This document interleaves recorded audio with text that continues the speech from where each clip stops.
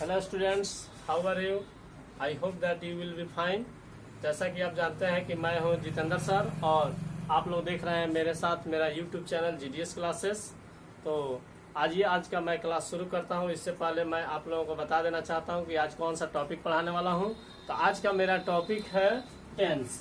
आज का मेरा टॉपिक है टेंस। मैं आपको ऐसा ट्रिक बता रहा हूं जिसमें आप कोई भी टेंस में कोई सेंटेंस दिया हो, वाक्य दिया हो हिंदी में, तो हिंदी में भी आप आसानी से उसको पहचान सकते हैं। कोई भी उसमें दिक्कत नहीं होगा कि टेंस को कैसे पहचानेंगे। टेंस चलिए शुरू करते हैं। टेंस इससे पहले अगर वीडियो को पहली बार देख रहे हैं तो मेरा चैनल जो है सब्सक्राइब करें, वीडियो में कमेंट करें आपको यह वीडियो कैसा लगा देखकर जरूर बताएं और लाइक करें और साथ में दोस्तों में शेयर भी करें।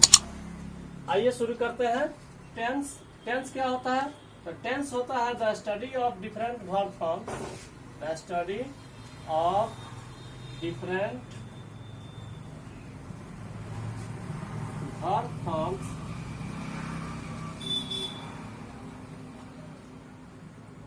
Is called tense. टेंस क्या होता है? तो the study of different verb forms is called tense. Tense जो है डिफरेंट वर्ब फॉर्म्स के है। स्टडी को हम लोग जैसे कहीं पर हम लोग गो पढ़ते हैं तो कहीं वेंट पढ़ेंगे, कहीं गॉन पढ़ेंगे, कहीं गोइंग पढ़ेंगे, ठीक है, तो कहीं गोज पढ़ेंगे। यह क्या है? गो एक वर्ब है जिसका यह गो जो है वर्ब का 5 फॉर्म होता है।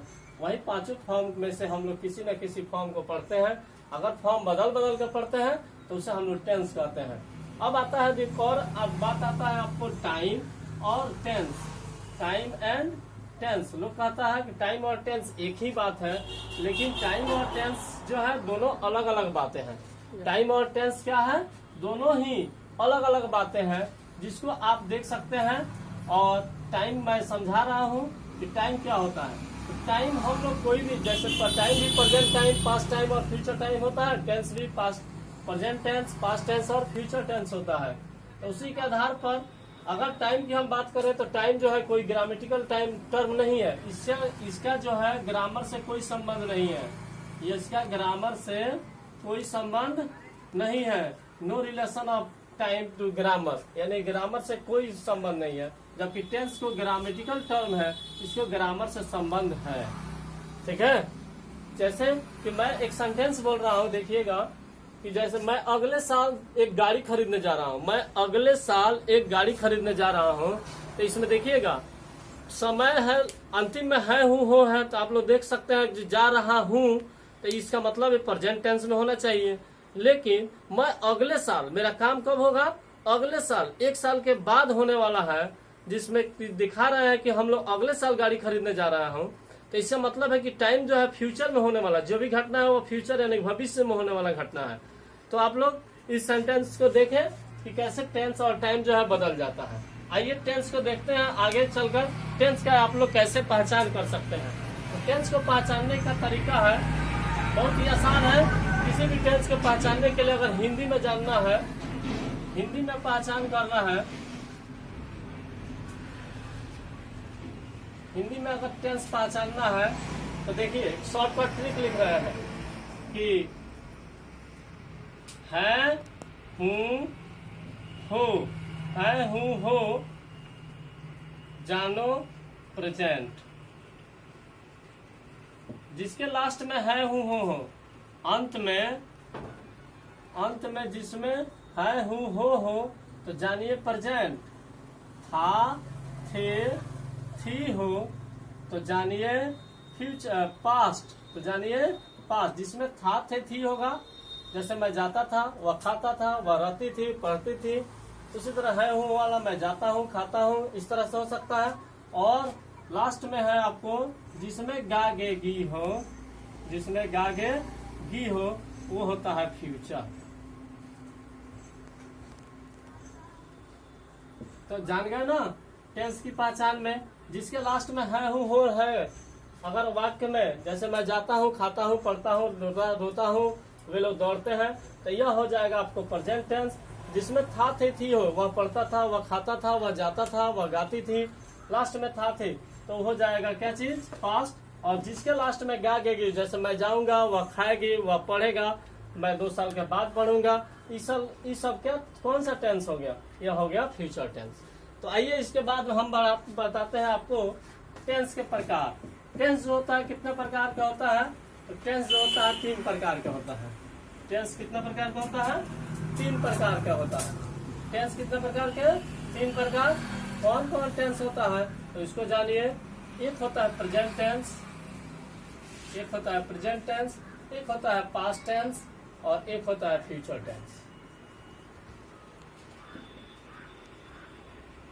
पर प्रेजेंट टेंस का मतलब है कि the work which is going on at saying, जिस समय हम कोई काम बोल रहे हैं उसी समय मेरा कोई काम चल रहा है तो हम लोग उसे बोलेंगे प्रेजेंट टेंस। जैसे मैं अभी पढ़ा रहा हूँ, आप लोग वीडियो देख रहे हैं, मैं पढ़ा रहा हूँ तो यह कौन सा सेंटेंस है? Present tense. जिस टेंस में कोई काम जो है बीत गया है बहुत पहले आपने क्या कर लिया है? समाप्त कर लिया है, तो उसे हम लोग क्या बोलेंगे? Past tense. और the time which is incoming, जो समय आने वाला है, जो फ्यूचर में आने वाला है, उसे फ्यूचर टेंस कहते हैं। ठीक है, आगे बढ़ते हैं। तो टेंस जो होता है इस सबका जो टेंस होता है, प्रेजेंट टेंस, पास्ट टेंस और फ्यूचर टेंस, इस सबको 4 भाग में बांटा गया है। कौन कितने भागों में? 4 पार्ट्स। 4 पार्ट्स में एवरी टेंस को डिवाइड किया गया है। 4 पार्ट्स में सभी टेंस को, every tense divided into 4 parts. Number 1 में हम लोग सिंपल लिख सकते हैं, सिंपल टेंस या इंडेफिनिट टेंस।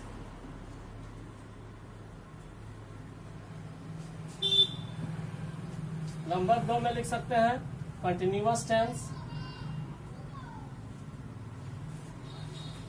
या प्रोग्रेसिव टेंस या इम्परफेक्ट टेंस।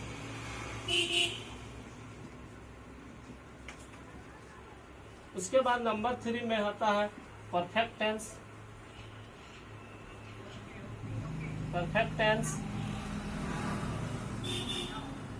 और नंबर 4 में आता है आपको परफेक्ट कंटिन्यूअस टेंस।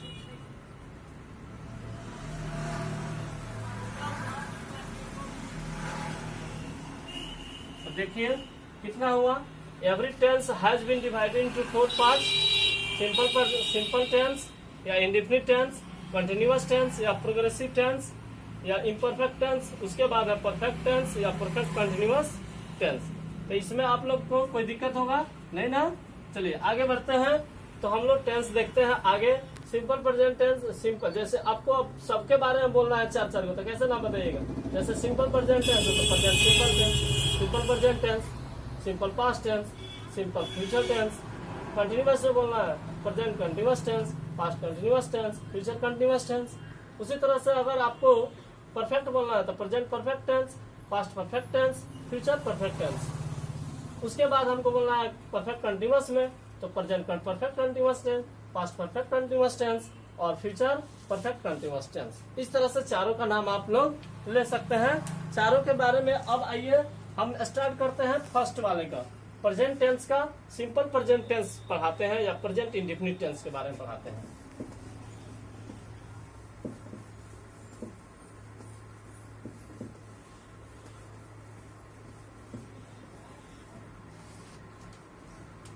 स्टार्ट करते हैं simple present tense. Simple present tense क्या होता है? जो काम हो रहा है, अभी पूरा नहीं हुआ है, अधूरा है। जैसे मैं पढ़ता हूँ, यानी कि अभी पढ़ रहा हूँ, कहते वक्त क्या है? मैं पढ़ता हूँ, तो जिसमें लास्ट में क्या हो? हिंदी में पहचानने के लिए क्या है? हिंदी में पहचान के लिए कुछ नहीं है। देखिए, जिसके अंत में, क्रिया के अंत में क्या होना चाहिए? तो क्रिया के अंत में आपको होना चाहिए ता, ती, ते के बाद हाय हूँ हो, हाय हूँ हो होना चाहिए। जिसके लास्ट में हिंदी के में पहचानने के लिए आपको क्रिया के अंत में क्या देखना है? ता, ते, ती के बाद हाय हूँ हो देखना है। जैसे कि मैं जाता हूँ, वह खाता है, तुम खाती हो, वह पढ़ती है। इस तरह से देखना है। लास्ट में ती है, ता है, ती है, तू है, तो इस तरह से आपको पहचान में आ जाएगा। इंग्लिश में आपको जानना है तो इंग्लिश में पहचानने के लिए देखिए, इंग्लिश में पहचानने के बहुत ही आसान तरीका है। जिस सेंटेंस में V1 या V5 यूज हुआ हो, यानी कि जिस सेंटेंस में V1 या V5 यूज हुआ हो, उस सेंटेंस को हम लोग क्या बोलते हैं?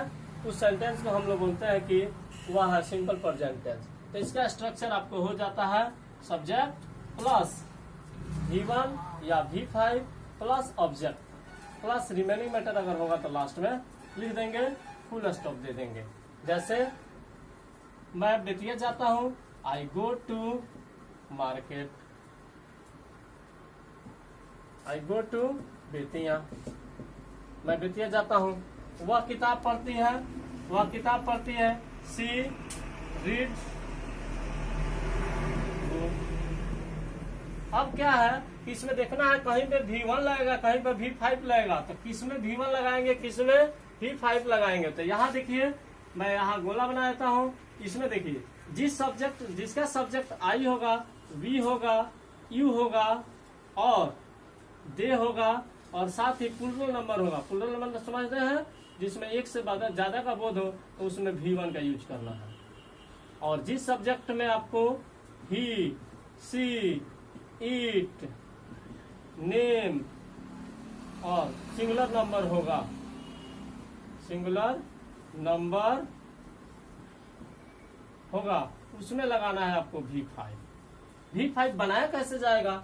तो जिस मेथड से हम लोग सिंगुलर से प्लूरल बनाते हैं, नाउन को, काउंटेबल नाउन को, उसी मेथड से यहाँ पर हम लोग V1 में अगर हम लोग S या ES को ऐड कर देंगे तो हो जाएगा आपको V5। तो आपको, मैं आशा करता हूँ कि आपको यह टेंस जो है समझ में आया होगा। अगले टेंस के लिए आप लोग देखते रहिए GDS क्लासेस यूट्यूब चैनल। तब तक के लिए थैंक यू, आप लोग को बहुत बहुत धन्यवाद।